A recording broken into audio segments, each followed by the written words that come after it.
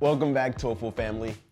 Have you ever, when you're doing the TOEFL exam or any exam, you just started talking and talking and talking, and before you even realized, you didn't even understand what you were saying, and you were like, I hope I'm saying exactly what the graders want to hear. Well, in this video, we're going to see how you can take out the exact keywords that you need so you can be confident that you're giving the right answer. This is really important because it's not only going to help you with the speaking section, but it'll help you with the writing section, the reading section, the listening section. It's going to help you with everything that you need for any exam that you take in English. And that's really what we try to do here. We try to make sure that with the least expenses possible or less money that you can spend, that you can be able to pass any exam that you need to pursue your dreams. So if that sounds like something that's interesting to you, don't forget to hit the like button, hit the subscribe button, and also click the bell so that you can know exactly when we have a video posted and you can make sure that you are one step closer to your dreams. So if you already don't know me, I'm Reggie Scales from North Carolina, and for many different students that have taken the TOEFL exam, I've helped them to get the highest score that they can possibly get. And for the speaking section on this one, you're going to be able to get at least a 25 or higher with the tips that you follow. So to not waste any more time, let's get started. So in this video, we're going to look at question 3 from the speaking section to be able to get the keywords that we need. For me, sometimes when I'm looking at the paragraph to be able to read, sometimes it's really difficult for me to know exactly what to get out from that paragraph in the limited time. So we really need to have a template. If we don't have a template in order to know what we're going to talk about, likely we will say some information that's unimportant and we will waste too much time on the introduction or the passage. So what's the template for question 3 of the speaking section? Well, it's really not that complicated. Every question 3 of the speaking section is a definition about a word that we don't know. So the template is this: word equals definition plus effect. So whatever the word is, we just have to look at the paragraph and the definition will be in the second or third sentence of the paragraph. Then we look at the last sentence of the paragraph for the effect.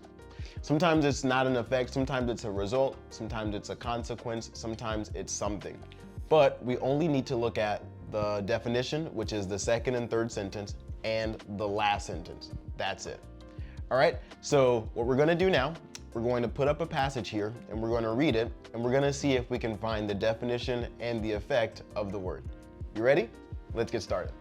Okay, so if you remember, the definition of reference groups is in the second and third sentence of this paragraph. So first, let's skim read until we get there and see if we can find the definition. All right, let's take a look. So our thinking and behavior are often influenced by other people. Now the second sentence, the definition.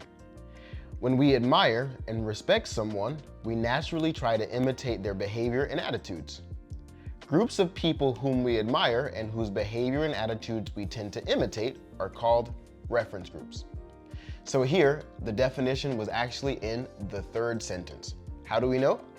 Because we saw the word in the paragraph, reference groups. So what are reference groups again? Let's read that third sentence.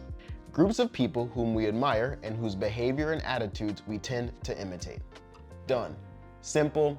We only had to go and check the second and third sentence to find it, and we found it in the third sentence. Now what do? We don't need to waste time reading things that we don't understand. Let's go ahead and skip to the last sentence. If you're a very quick reader and you want to skim just to make sure you get some other information, that's okay, but you're only going to say the last sentence. Let's see what the last sentence says. As we grow older or encounter new circumstances, our reference groups may change, and our attitudes and behavior may change accordingly. All right, one thing that I really do want to say here is you don't want to be repetitive. If you already have some keywords that are already in the definition and they're also in the effect, you don't have to repeat them. You only say what you haven't said before. But make sure that you start at the beginning of that definition and read the whole sentence, and the beginning of the effect and read until it starts to become repetitive. All right? So I'm going to say the entire definition and see if it makes sense to you. You ready? Okay, so what are reference groups? Reference groups are groups of people whom we admire and whose behavior and attitudes we tend to imitate. However, as we grow older or encounter new circumstances, our reference groups may change. Why didn't I repeat and our attitudes and behavior may change accordingly? Well, we already have that in our definition, so we don't need to say that again. And this is very important because the definition and effect will be repeated in the lecture, and the grader will check to see if you really understood the definition and effect. So with your voice, you have to make sure that you really let me know what's the difference when you speak. So a tip that I normally give to people is when they're saying the definition, maybe they have a different tone than the effect. See if you can hear a difference between the definition and effect in the answer that I give you now.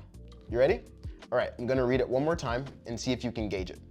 All right, 3, 2, 1. Reference groups are groups of people whom we admire and whose behavior and attitudes we tend to imitate. However, as we grow older and our circumstances change, our reference groups may change too. Okay, did you clearly hear a difference in intonation on the effect? That's really important because that will help you when you're talking about the lecture section as well. All right, was that easy for you to get the keywords? What we're gonna do, we're going to look at another number 3 paragraph, and we're gonna see if you are able to get the definition and effect. Okay guys, so we have another number 3 right here on the screen, and what you're going to do, pause the video, take your time to see if you can find the definition and effect. Do you remember where the definition is? Which sentences you should look? You got it. It's sentence 2 and sentence 3. And what about the effect? The last sentence. So that's all you need to do. You need to look at sentence 2, sentence 3, and the last sentence, and that will be your definition and effect. Take your time, pause the video, see if you can find it, and I'll let you know if you got it right. Okay, let's see if you wrote something from these 2 sentences here. One way they do this is by selecting a particular species to represent the threatened habitat to the general public. This species, called the flagship species, is one that people are likely to find attractive and interesting. Did you get something around there for your definition? If you did, great job. Now we're going to skip and we're going to go to the effect. All right, let's go to the last sentence. People's support of the flagship species results in protection for all the plants and animal species living in the threatened area. All right, guys, did you get something around there for the effect? If you did, you're doing a great job, and I'm pretty sure that you did.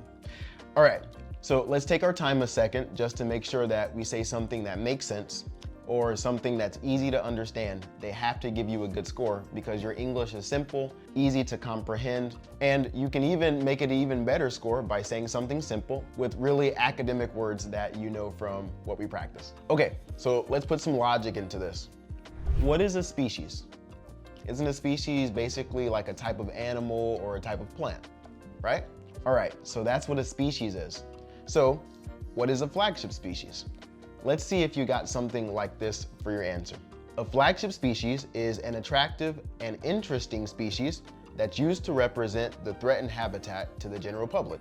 And people's support of the flagship species results in protection for all of the plants and animals living in the area. Hopefully you got something like that.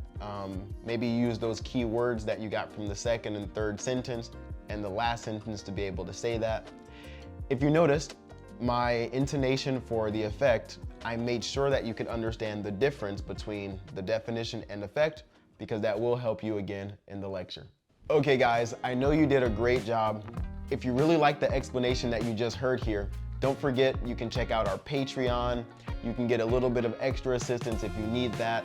Don't worry, I'll be here for anything that you need. Put in the comment section if there's something that you also saw that you need help with, something that you don't understand well. We're a family. We're here to make sure that you do the best you can when it's time to take your exam. Also, if you need a one-on-one class, a teacher will be there to help you out, and we're just here to help you to get the highest score possible. All right, guys, don't forget to hit like and subscribe if you like this information. We will see you soon. Take care for the next video.